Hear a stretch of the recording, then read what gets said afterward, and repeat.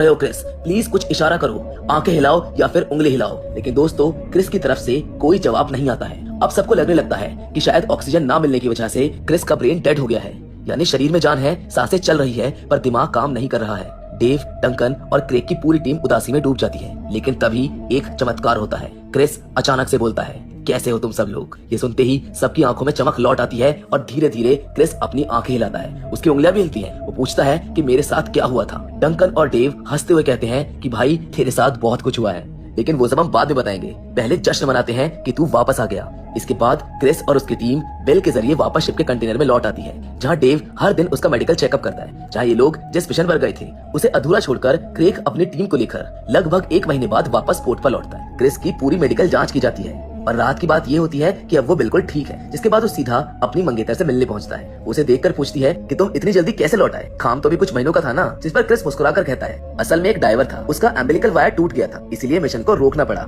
जिस पर क्रिस की मंगेतर पूछती है कि वो डाइवर कौन था और अब वो कैसा है। जिस पर क्रिस कहता है कि वो ठीक है, लेकिन उसके चेहरे के हावभाव देखकर वो समझ जाती है कि वो डाइवर कोई और नहीं बल्कि खुद क्रिस ही था। वो चुपचाप उसको सीने से लगा लेती है और मन ही मन शुक्रिया अदा करती है कि वो एक बड़े हादसे से बच गया है। क्रिस भी उसे गले लगाकर कहता है कि अब कोई भी मुझे तुमसे दूर नहीं कर सकता है, मुझे हर हाल में तुम्हारे पास वापस आना ही था। जिसके साथ ये फिल्म यहीं पर खत्म हो जाती है। तो दोस्तों मैं उम्मीद करता हूँ कि ये फिल्म आपको पसंद आई होगी। ये पूरी कहानी एक सच्ची घटना पर आधारित थी। एक्सपर्ट्स तक हैरान रह गए थे कि बिना ऑक्सीजन के आधे घंटे तक कोई जिंदा कैसे रह सकता है। जिसके बाद एंड में हमें असल जिंदगी के क्रिस की शादी का सीन दिखाया जाता है, जहाँ पर डेव, डंकन और क्रेग भी शामिल होते हैं। लेकिन सबसे इम्पोर्टेंट चीज क्या है आपको पता है? शादी के बाद ये सब मिलकर उस अधूरे काम को पूरा